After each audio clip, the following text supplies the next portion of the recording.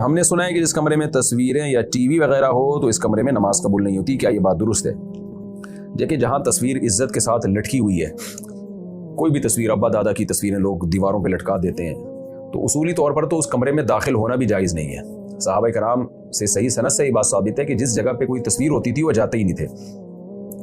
और नबी सल्लल्लाहु अलैहि वसल्लम ने फरमाया, इन्नल मलाइकत ला तदखुलु बैतन फीहा सूरतु हयवानिन औ इंसानिन। जिस कमरे में इंसान या जानवर की तस्वीर हो तो वहाँ फरिश्ते भी दाखिल नहीं होते। तो असल तो मसला यही है कि जहाँ तस्वीर बाकायदा, ये नहीं कि जो अखबारों में नीचे तस्वीरें पड़ी हुई होती हैं उनकी बात नहीं कर रहा, जो प्रॉपर बाकायदा किसी ने अपने अब्बा दादा की तस्वीर लगाई हुई हो या कोई मुजस्मा लगाया हुआ हो, तो ऐसी जगह पे जाना ही जायज़ नहीं है। लेकिन बहुत से उलमा का मौक़िफ़ ये है कि अब इसमें इब्तिला बहुत ज़्यादा हो गया। इब्तिला का मतलब अब इससे बचना तकरीबन नामुमकिन है। यानी इतना लोगों ने घरों में तस्वीरों का इस्तेमाल करना शुरू कर दिया है कि अगर आप इस अमल से इज्तिनाब करें कि किसी के ऐसी जगह पे जाए नहीं जहाँ तस्वीर लटकी हो, तो फिर बहुत ज़्यादा हरज है इसमें। तो कुछ अहकाम ऐसे होते हैं जो ज़माने के तग़य्युर से चेंज हो जाते हैं, क्योंकि शरीयत का मकसद उस अमल के रोकने से मकसद ये था कि वो गुनाह में लोग, उस गुनाह में लोग मज़ीद आगे ना बढ़ें, तो बाइकॉट इसलिए किया जाता था। अब तो इतना हो चुके हैं कि आपकी ज़िंदगी तंग हो जाएगी, आप यानी कहीं जा ही नहीं सकते, बहुत सारी जगहों पे अब तस्वीरें।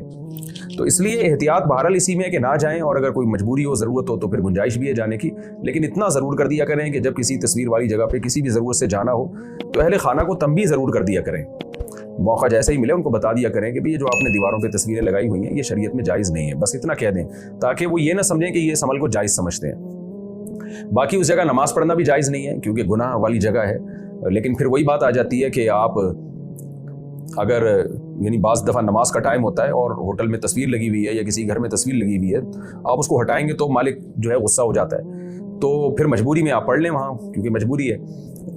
हम लोग जब इटली गए तो वहाँ इटली में जब हमने होटल में स्टे किया ना, तो वहाँ बड़ी बड़ी तस्वीरें लगी हुई थी दीवारों पर ना, और तस्वीरें भी बड़ी बेहुदा किस्म की थी। तो हमने क्या किया, हम तीन दोस्त थे, तो हमने उन तस्वीरों के ऊपर कपड़ा डाल दिया ताकि उन तस्वीरों को छुपा दें हम, और फिर हम नमाज भी पढ़ते थे और रहे भी वहीं पे। तो क्या हुआ है कि जी जो होटल का जो भी मैनेजर था ना, जब हमसे रेंट वसूल करने के लिए आया, हम फजर की नमाज पढ़ रहे थे, जब वो आया तो उसने हमें नमाज पढ़ता हुआ देखा और थोड़ा खुश भी हो रहा था। पता नहीं क्यों खुश हो रहा था, हम तो समझ रहे कि शायद नमाज की वजह से खुश हो रहा है। और देख रहा है तस्वीरों पे ऊपर जो है ना, हम लोगों ने वहीं होटल में जो बिस्तर की चादरें थी वो तस्वीरों पे डाली हुई हैं। अच्छा, नमाज के बाद मैंने उसको देखा तो मुझे कहता है यूं है ऐसे, वेल डन कि यानी आपने गोया बड़ा। मुझे ऐसा लगा कि इंग्लिश भी नहीं आती थी उसको, वो इटली ज़बान इटालियन नहीं आती है उसको, तो इशारों से बात कर रहा था कि जी माशाल्लाह। मुझे ऐसा लगा कि हमें अप्रिशिएट कर रहा है कि आपने तस्वीरों पे जो है ना ये कपड़ा डाल के आप इबादत कर रहे हैं। तो हम तो बड़े खुश हुए, माशाल्लाह दी, कितना अच्छा, गैर मुस्लिम होके भी हमें अप्रिशिएट कर रहा है कि आपने तस्वीरें छुपा दी। बाद में उससे मुझे, हमारे जो साथ थे अजमान भाई जो गए थे, तो झगड़े की आवाज़ आ रही है। मैंने कहा क्या कहानी है भाई? कह रहे हैं ये तुम लोगों ने जो चादरें इस्तेमाल की है ना, बेड पे जो चादर पड़ी हुई है, ये चादर तुमने जो तस्वीर पे डाली है, तो इसका तुमने चादर इस्तेमाल जो अलग पर्पस के लिए की है, ये तो सोने के लिए थी, तो इसके अलग से किराया दो मुझे। तो मैंने कहा वाह वाह, तभी वो वेल्डन कर रहा है। तो अब आप देखो कि हम तस्वीर हटा के छुपा देते तो वो कितना गुस्सा होता और क्या करता हमारे साथ।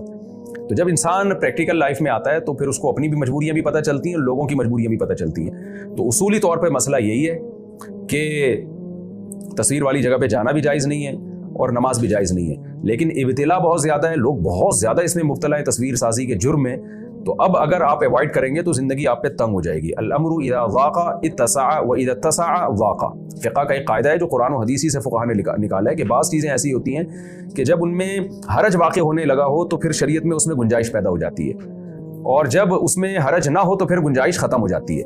तो तस्वीर का मसला भी इन्हीं मसाइल में से है कि इब्तिला बहुत ज़्यादा है। तो हत्तल इम्कान कोशिश करें ऐसी जगह पे नमाज भी ना पढ़ें और जाएं भी नहीं, मजबूरी हो तो फिर गुंजाइश है।